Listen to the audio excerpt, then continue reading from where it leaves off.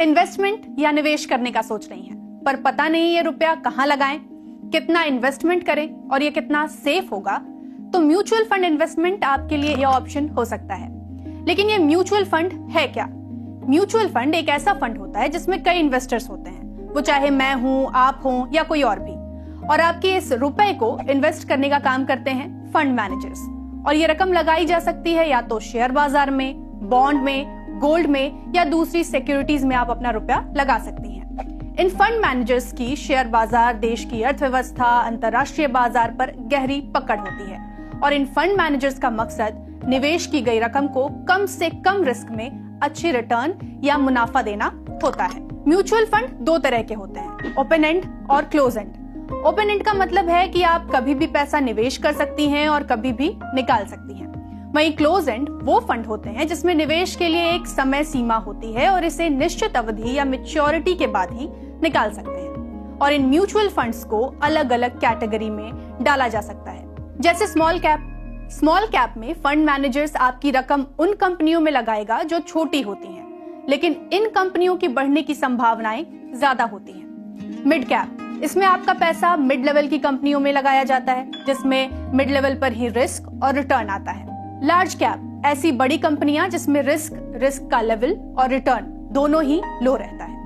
और sectoral funds में किसी एक खास सेक्टर से जुड़ी कंपनियों में आपकी रकम लगाई जाती है। उदाहरण के तौर पर वो फार्मा से जुड़ी कंपनियां भी हो सकती हैं या आईटी सेक्टर से जुड़ी कंपनियां भी हो सकती हैं।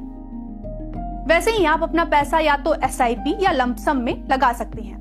एसआईपी होता है सिस्टमैटिक इन्वेस्टमेंट प्लान, जिसमें आप हर महीने एक रकम निवेश करती हैं, और लंपसम यानी एक बार में ही रकम निवेश कर देना। इस निवेश के बदले आपको मिलती है एनएवी यानी नेट एसेट वैल्यू।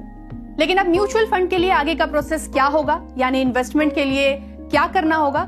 इसके लिए आपको फंड मैनेजर एक फॉर्म देंगे और आपको देने होंगे कुछ डॉक्यूमेंट्स, जैसे आपकी आईडी जिसमें पैन कार्ड, आधार कार्ड, वोटर आईडी में से किसी एक की जरूरत होगी। बैंक अकाउंट और केवाईसी यानी नो योर कस्टमर पूरा होना चाहिए। बैंक अकाउंट और आपकी म्यूचुअल फंड बेचने वाली कंपनी या म्यूचुअल फंड डिस्ट्रीब्यूटर आपका केवाईसी करने के बाद आपका अकाउंट खोलते हैं। अब सवाल ये कि म्यूचुअल फंड में रिस्क क्यों कम माना जाता है? एक मुश्त रकम एक कंपनी की बजाय कई कंपनियों में इन्वेस्ट होती है। अगर एक कंपनी लॉस में चली भी गई तो बाकी कंपनियां तो बची रहेंगी, यानी रिस्क काफी लेस। फंड मैनेजर आपके इन्वेस्टमेंट का ध्यान रखेगा। ये लॉन्ग टर्म इन्वेस्टमेंट होती है और कम पैसे यानी 100 से 500 रुपए में भी शुरुआत कर सकते हैं। म्यूचुअल फंड का चुनाव कैसे करें? तो अगर निवेश के लिए आपके पास 10 से 20 साल का समय है तो लार्ज कैप में निवेश कर सकती हैं।